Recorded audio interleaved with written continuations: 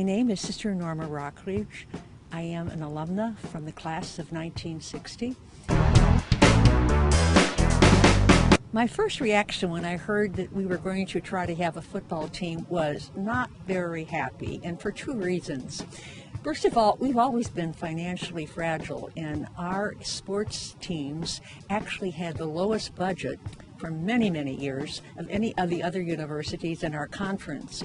And because of my experience with some other small colleges who took on football, I was concerned that we would maybe imitate some of them by taking funds from the other athletic sports in order to get the football team started. And I'm happy to say after 10 years, I was wrong.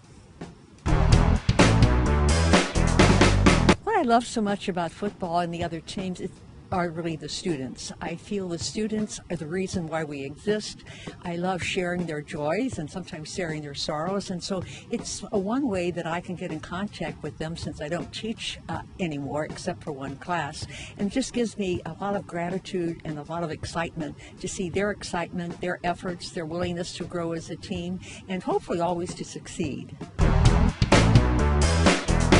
Mother Teresa HACKELMEIER, I think, much to my surprise, like years ago I wouldn't have said this, I think she would have been very happy because she sees us responding to, you might want to say, the needs of the time and taking risks.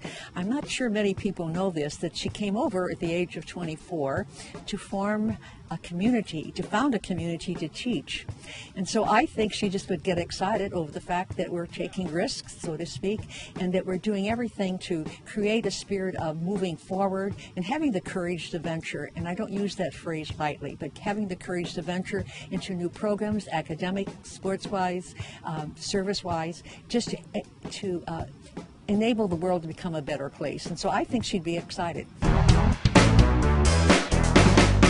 The four Franciscan sponsorship values, I think, are interwoven, first of all, in the dignity of the individual.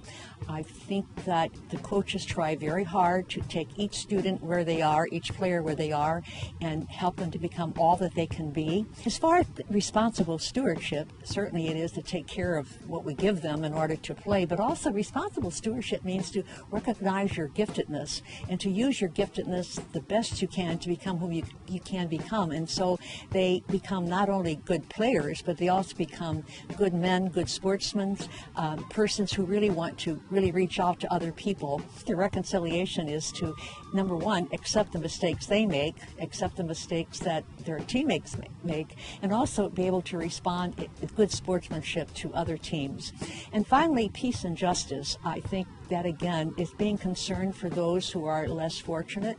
We certainly saw that the last few years when we had the youngest football player we had who was suffering from cancer, and what we did for him, or what the team did for him by adopting him and making him feel like he was one of the group. And also they have reached out to some of the high schools and some of the middle schools to work with children who are maybe having some issues, and their willingness to help other persons who are less fortunate than we, who don't have the advantages that they had, is an example of peace and justice.